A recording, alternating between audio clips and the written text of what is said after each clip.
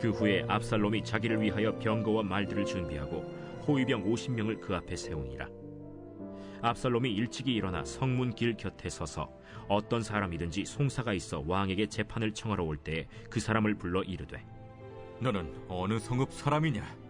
종은 이스라엘 아무 지파에 속하였나이다. 압살롬이 그에게 이르기를, 보라, 내 일이 옳고 바르다마는 내 송사를 들을 사람을 왕께서 세우지 아니하셨다. 내가 이 땅에서 재판관이 되고 누구든지 송사나 재판할 일이 있어 내게로 오는 자에게 내가 정의 베풀기를 원하노라 하고 사람이 가까이 와서 그에게 절하려 하면 압살롬이 손을 펴서 그 사람을 붙들고 그에게 입을 맞추니 이스라엘 무리 중에 왕께 재판을 청하러 오는 자들마다 압살롬의 행함이 이와 같아서 이스라엘 사람의 마음을 압살롬이 훔치니라. 4년 만에 압살롬이 왕께 아뢰되, 내가 여호와께 소원한 것이 있사오니 청하건대 내가 헤브론에 가서 그 소원을 이루게 하소서. 당신의 종이 아람 구술에 있을 때에 소원하기를, 만일 여호와께서 반드시 나를 예루살렘으로 돌아가게 하시면 내가 여호와를 섬기리이다 하였나이다. 왕이 그에게 이르되, 평안히 가라. 하니 그가 일어나 헤브론으로 가니라. 이에 압살롬이 정탐을 이스라엘 모든 지파 가운데에 두루 보내 이르기를, 너희는 나팔 소리를 듣거든 곧 말하기를, 압살롬이 헤브론에서 왕이 되었다 하라 하니라. 그때 청함을 받은 200명이 압살롬과 함께 예루살렘에서부터 헤브론으로 내려갔으니 그들은 압살롬이 꾸민 그 모든 일을 알지 못하고 그저 따라가기만 한 사람들이라. 제사 드릴 때에 압살롬이 사람을 보내 다윗의 모사 길로 사람 아히도벨을 그의 성읍 길로에서 청하여 온지라. 반역하는 일이 커가매 압살롬에게로 돌아오는 백성이 많아지니라. 전령이 다윗에게 와서 말하되, 이스라엘의 인심이 다 압살롬에게로 돌아갔나이다. 다윗이 예루살렘에 함께 있는 그의 모든 신하들에게 이르되, 일어나 도망하자. 그렇지 아니하면 우리 중 한 사람도 압살롬에게서 피하지 못하리라. 빨리 가자. 두렵건대 그가 우리를 급히 따라와 우리를 해하고 칼날로 성읍을 칠까 하노라. 우리 주 왕께서 하고자 하시는 대로 우리가 행하리이다. 보소서, 당신의 종들이니이다. 오늘 주신 말씀을 통해서 사단의 방법을 분별하자라는 제목으로 말씀을 전하려고 합니다. 여러분, 다윗의 생애 가운데에 가장 비참하고 충격적인 시기는 언제였을까요? 사울 왕에게 쫓김받았을 때였을까요? 아닙니다. 사랑하는 아들로부터 반역을 당했고 그 아들을 피해서 도망쳐야 했던 그 시기가 바로 다윗에게는 가장 비참하고 충격적인 시기가 아니었는가 생각해 봅니다. 이 시기는 다윗에게는 가장 안정된 생활을 했던 시기입니다. 그런데 전혀 생각지도 못했던 압살롬이 반역을 하게 되었고 왕의 재리를 내어놓고 떠나야 했습니다.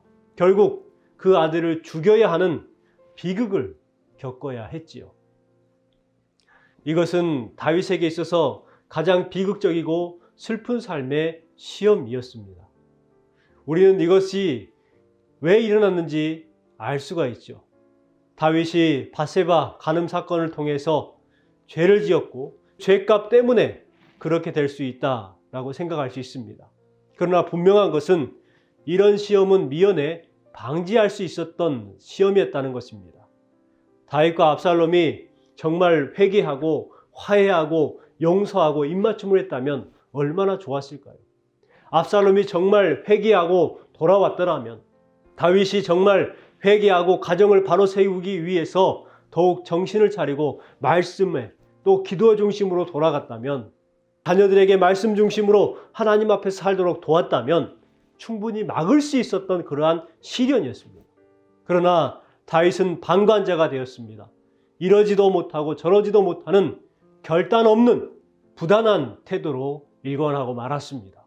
암논이 압살롬의 누이를 강간했을 때에도 그랬고, 압살롬이 2년 동안 복수를 위해 준비하고 살해했을 때도 그랬습니다. 무엇보다 압살롬을 회개함 없이 예루살렘으로 불러들일 때도, 예루살렘으로 돌아온 후에도 아버지로서 왕으로서 다스리지 못했습니다. 다윗이 분명하게 압살롬을 책망하고 회개하도록 돕고 하나님 앞에 서도록 했다면 상황은 달라졌을 겁니다. 그러나 다윗은 방치하고 말았습니다. 오늘 본문 말씀에 보면 예루살렘으로 돌아온 압살롬이 4년 동안 다윗에게 어떻게 반역을 준비했는가 잘 나타나 있는 말씀을 볼 수가 있습니다. 오늘 말씀을 통해서 사단의 전략이 무엇인지 살펴보고 우리가 사단에게 속지 않고 유혹에 빠지지 않고 하나님의 뜻을 따를 수 있는 분별력을 얻을 수 있는 시간이 되길 원합니다. 먼저 사단은 세상의 풍속을 쫓아 허영과 탐욕을 적게 합니다. 1절 말씀을 보겠습니다. 그 후에 압살롬이 자기를 위하여 병거와 말들을 준비하고 호위병 50명을 그 앞에 세우니라. 이후라는 것은 다윗과 압살롬이 만남을 갖고 화해를 합니다. 그리고 난 후에 일어난 후속 사건임을 말해주고 있습니다.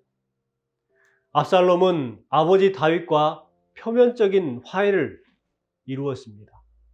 그러자마자 자신을 위해서 병거와 말들과 50명의 호위무사들을 갖추는 일부터 시작했어요.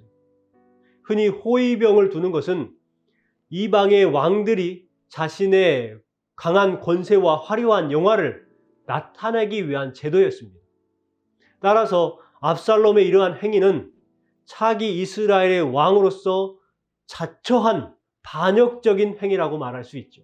그는 자신의 욕망을 충족시키기 위해서 이방 제도를 무분별하게 도용한 것입니다. 그래서 백성들에게 압살롬 자신이 마치 차기 왕의 후계자로 책정된 것처럼 그렇게 위세를 갖추면서 국민들에게 환심을 사려고 했던 것입니다. 이처럼 사단에게 마음을 빼앗긴 자들은 한결같이 세상 풍속과 제도와 모양을 쫓아서 욕망을 충족시키려고 합니다. 하나님은 이스라엘 왕에게 말이나 병거를 사용하지 못하게 했습니다. 왜냐하면 말이나 병거를 사용하면 하나님을 의지하지 않고 이런 무기의 힘을 의지하게 되기 때문입니다. 그래서 하나님께서는 그러한 것들을 막으셨죠. 그러나 압살롬은 이러한 하나님의 말씀에 전혀 관심이 없었습니다. 그는 하나님 말씀보다 실용적인 것을 추구한 것입니다. 특별히 하나님은 왕이 많은 경호를 두지 못하게 했는데 압살롬은 왕도 아닌 주제에 무려 50명의 호위무사를 자신 곁에 두었습니다. 압살롬은 다윗이 하나님의 말씀을 쫓아서 많은 말과 병거를 두지 않는 또 많은 호위무사를 두지 않는 것에 대해서 이상하게 생각했을 겁니다. 한 나라의 왕이 너무 채통이 없고 초라하다는 생각을 했을 거예요. 또한 자신이 도피해 있었던 그 나라의 왕을 봤더니 그 나라의 왕은 그만큼 많은 호위무사를 거느리고 대동하며 다녔던 것 같습니다. 그 모습을 보고 와, 저 모습이 정말 대단하고 좋아 보였다 라고 생각한 것 같습니다. 그래서 돌아오자마자 가장 먼저 했던 것이 바로 그와 같은 세상적인 방법을 강구했던 것이죠. 그렇습니다. 사단은 하나님의 말씀에 순종하여 살아가는 삶의 방법에 대해서는 늘 초라하고 채통이 없고 시대에 뒤떨어지는 것으로 속삭입니다. 시대의 변화를 쫓아서 실용적이고 효율적인 삶을 살아야 되는데 하나님을 따라서 살아가면 그러한 것들이 어렵다고 생각을 해요. 그래서 떠나게 만듭니다. 버리게 만듭니다. 신앙적인 것으로 결단하지 못하게 만듭니다. 교회를 회사로 만들려고 하는 사람이 있죠. 경영자들이 되어서 경영하려고 합니다. 거룩한 장사라고 말합니다. 하나님을 돈벌이로 여기는 교회 지도자들과 장로들이 생겨났습니다. 그렇게 교회를 치리하는 것이 효율적이고 실용적이라는 거예요. 교회는 실용적이고 효율적인 것이 결코 아닙니다. 교회는 시대를 쫓아가는 것도 아닙니다. 유행을 따르는 것도 아닙니다. 그러니 시대에 뒤떨어졌다는 소리를 들을 수밖에 없어요. 그러나 교회는 시대를 따라가는 것이 아니라 하나님의 말씀을 따라가는 것이 교회입니다.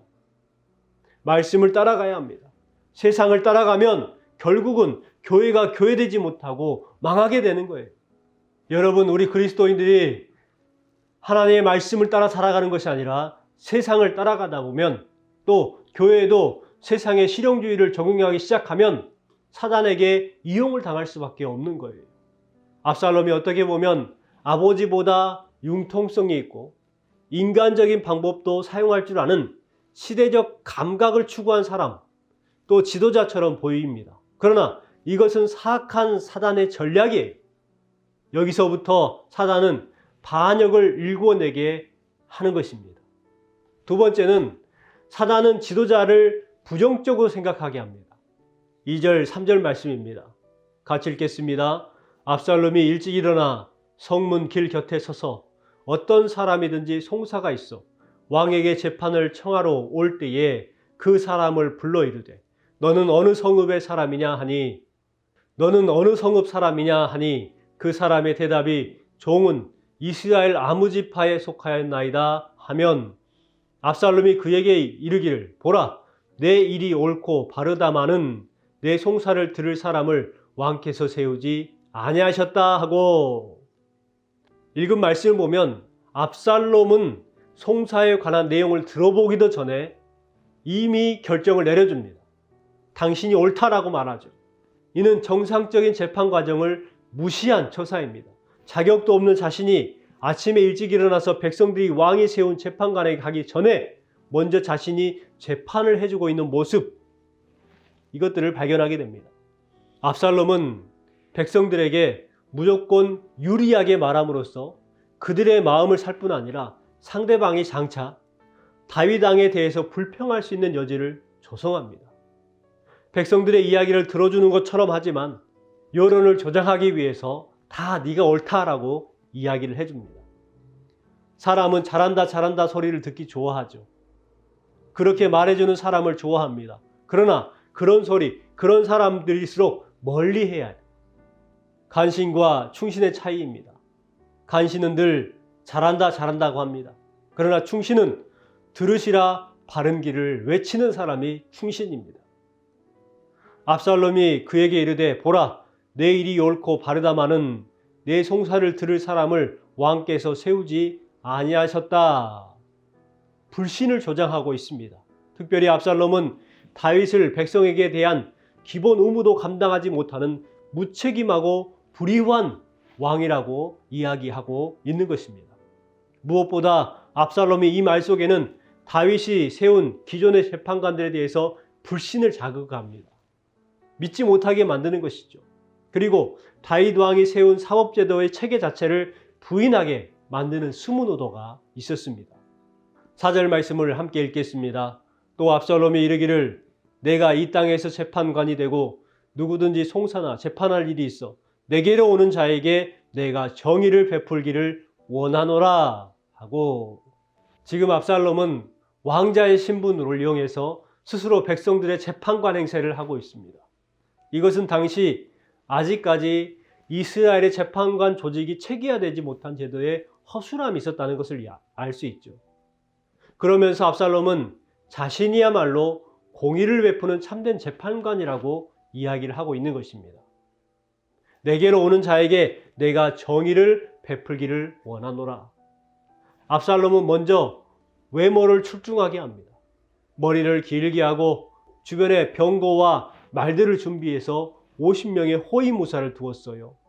백성들에게 자신이 차기 왕이 될 것처럼 계산한 행동이었습니다.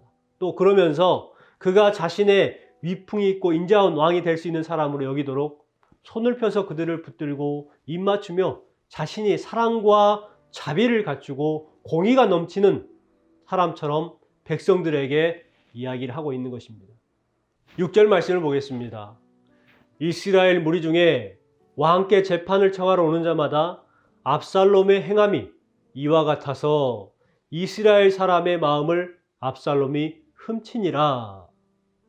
지금까지 압살롬은 2절에서 백성에게 관심을 보이고 있습니다. 3절 말씀에 현 정부의 무능함을 비판합니다. 또 4절 말씀에 약자를 동정합니다. 그리고 5절 말씀에 그들에게 애정을 보이죠. 그런데 6절 말씀에 그 모든 행위가 왜 그랬는지에 대해서 이야기를 하고 있어요. 왜 합니까? 백성들의 마음을 훔치기 위한 행위였다라고 말하고 있습니다. 이렇게 했을 때에 압살롬을 만나는 백성들마다 압살롬에게 인간적인 매력을 느끼기 시작했습니다. 이것은 오늘날에도 많이 실행되고 있는 반역의 모습입니다. 목회를 할 때에 목회자는 성도들을 하나님 앞에 이끌어 가야 합니다. 결코 목회자를 향하게 해서는 안 되죠. 만약 성도들의 마음이 하나님보다 목회자를 더 향해 있다면 그 목회자는 성도들의 마음을 도적질한 사람이 되는 것입니다. 또한 지도자들을 은근히 비판하고 교회 공동체의 마음을 이리저리 분열시키는 것도 바로 사단의 전략입니다. 저는 우리 교회 성도들이 하나님 중심으로 하나 되기를 늘 기도합니다. 이것이 중요합니다. 목회자도 허물과 실수가 있습니다. 그러나 하나님 앞에서 참된 하나님의 뜻을 붙잡고 하나님의 말씀을 신뢰하며 나아간다면 그것이 바로 바른 공동체가 되는 것입니다. 무리들 속에서 지도자를 깎아내리고 뒷담화하고 불평, 원망을 쏟아놓는다면 반드시 그 공동체는 후에 분열을 경험하게 될 겁니다. 세 번째, 사단은 때로 하나님의 이름까지도 반역을 위해 이용한다는 것을 알아야 합니다. 7절, 8절 말씀을 같이 읽겠습니다. 4년 만에 압살롬이 왕께 아뢰되 내가 여호와께 소원한 것이 있사오니 청하건대 내가 헤브론에 가서 그 소원을 이루게 하소서. 당신의 종이 아람 구술에 있을 때에 소원하기를 만일 여호와께서 반드시 나를 예루살렘으로 돌아가게 하시면 내가 여호와를 섬기리이다 하였나이다. 압살롬은 다윗에게 가서 여호와께 소원한 것이 있으니 제사를 드리기 위해서 헤브론으로 가겠습니다. 이렇게 보고를 합니다. 이는 반역을 위해서 하나님의 거룩한 이름까지도 자신의 욕망의 도구로 사용하고 있는 악한 모습을 발견하게 됩니다. 압살롬이 헤브론으로 가겠다는 진짜 이유가 무엇이겠습니까? 자신이 출생한 곳이기도 하지만 헤브론에는 잔존해 있던 반 다윗 세력의 번거지였습니다. 그래서 그 세력을 규합해서 반역을 꾀하려는 목적이 있었던 거예요. 사실 헤브론은 한때 다윗의 왕국의 수도였습니다. 그런데 다윗은 수도를 헤브론에서 예루살렘으로 옮겨버렸어요. 어떻게 보면 그러한 다윗의 행동은 헤브론 주민들의 마음에 매우 섭섭하게 했을 겁니다. 헤브론 주민들은 다윗이 헤브론을 수도로 삼아서 이스라엘을 다스리는 동안 그곳 주민들은 상당한 기득권을 얻을 수가 있었을 거예요. 땅값도 오르고 교육과 문화, 정치, 경제 모든 것의 중심지로서 자부심도 생겼고 여러 가지 혜택도 보고 정말 좋았을 겁니다. 그런데 수도를 예루살렘으로 옮긴 뒤에는 찬밥 신세가 되고 말았어요. 그래서 헤브론 주민들은 다윗에 대해서 안 좋은 감정이 있었습니다. 이것을 압살롬이 이용한 것이죠. 그러나 여호와께 소원한 것이 있어서 제사를 드리기 위해서 간다고 둘러댄 거예요. 사단은 필요하면 하나님의 이름도 팔아먹습니다. 성경 말씀도 인용을 하고 신앙의 전통도 사용을 합니다. 겉으로 볼 때에 그 사람이 정말 하나님의 사람인지 하나님의 뜻을 거역하면서 자신의 유익을 위해서 사는지 모르죠. 얼마나 많은 사람이 경건이라는 신앙의 모습을 이용해서 사람들을 속이고 마음을 훔치고 자신의 삶을 챙기는 사람들이 얼마나 많습니까? 우리가 정말 분별해야 합니다. 선교지에 가면 선교사님들 중에 탐방으로 오면 다 찌그러진 차를 타고 궁색하게 빈궁한 모습을 억지로 보여준다고 합니다. 그래서 선교 후원금을 많이 타내고자 한다는 거예요. 목회자들 가운데도 그런 모습을 보이고 있는 목회자들이 많이 있습니다. 또한 어떤 신학생들은 교회에 가서 성도들의 마음을 훔쳐서 자신에게 필요한 물질을 얻어내는 그러한 전도사들도 있다고 합니다. 하나님의 이름을 빌미로 그것을 노리면서 성도들을 섬기는 영적 지도자들은 하나님께서 반드시 책임을 물으실 것입니다. 9절 말씀을 보겠습니다. 왕이 그에게 이르되 평안히 가라 하니 그가 일어나 헤브론으로 가니라. 다윗 왕은 아무런 의심 없이 허락을 했습니다. 정말 이해가 안 가는 부분이기도 합니다. 다윗은 아들이 리더십을 발휘한 것을 보았을 것입니다. 이런 부분에서 정말 다윗 왕은 바보스럽습니다. 압살롬은 헤브론에서 세 가지 방식으로 반역을 일으켰습니다. 먼저 이스라엘의 모든 지파에 정탐꾼을 보내어 동시다발적으로 압살롬이 왕이 되었다고 선포하게 하는 것이었습니다. 10절 말씀을 보십시오. 이에 압살롬이 정탐을 이스라엘 모든 지파 가운데 두루 보내 이르기를 너희는 나팔 소리를 듣거든 곧 말하기를 압살롬이 헤브론에서 왕이 되었다 하라 하니라. 모든 이스라엘 지파에 정탐꾼을 보냈어요. 그리고 나팔 소리가 들리면 압살롬이 이스라엘 왕이 되었다라고 선포하게 하는 것이었습니다. 두 번째, 이스라엘의 유명인사 200명을 초청했습니다. 11절 말씀을 함께 읽겠습니다. 그때 청함을 받은 200명이 압살롬과 함께 예루살렘에서부터 헤브론으로 내려갔으니 그들은 압살롬이 꾸민 그 모든 일을 알지 못하고 그저 따라가기만 한 사람들이라. 200명도 영문도 모르고 따라갔다는 거예요. 그럼을 통해서 압살롬의 반역에 동참하는 사람들이 되고 말았습니다. 마지막으로 아이도벨이라는 천재 전략가를 자기 편으로 끌어들였다는 것입니다. 12절 말씀을 읽겠습니다. 제사 드릴 때에 압살롬이 사람을 보내 다윗의 모사 길롯 사람 아이도벨을 그의 성읍 길로에서 청하여 온지라. 반역하는 일이 커가매 압살롬에게로 돌아오는 백성이 많아지니라. 압살롬은 다윗이 가장 신뢰하는 다윗의 모사였던 길롯 사람 아이도벨까지 그 자리에 초대를 했습니다. 13절을 읽겠습니다. 전령이 다윗에게 와서 말하되 이스라엘의 인심이 다 압살롬에게로 돌아갔나이다 한지라. 이렇게 이야기합니다. 왜 이렇게 되었습니까? 후반부에 다윗의 영성이 많이 둔감해졌고 결국 이런 다윗의 둔감한 영성이 압살롬의 반역을 일으키도록 빈틈을 주고 만 것입니다. 여러분, 우리가 사단을 이길 수 있는 방법은 늘 깨어서 하나님의 말씀을 쫓아 그 말씀에 감동된 삶을 사는 것입니다. 그러면 우리가 어떠한 사단의 공격도 막아낼 수가 있습니다. 분별하는 것이 중요하죠. 우리가 다시 한번 깨어서 하나님의 뜻을 섬기면서 하나님의 말씀에 감동된 삶을 날마다 살아내야 합니다. 성령 충만으로 늘 기도하고 찬양하면서 하나님이 우리에게 주시는 사명을 감당해야 합니다. 그러면 오늘 다윗에게 일어났던 그러한 시련을 미연에 방지할 수가 있는 것이죠. 마치 안전운전을 하면 사고를 미리 막을 수 있는 것처럼 늘 안전운전하는 우리의 신앙이 되기를 소망합니다. 주신 말씀을 붙들고 사단의 어떠한 전략에도 분별하고 깨어서 이겨나갈 수 있는 성도의 삶이 되시기를 주님의 이름으로 축원합니다.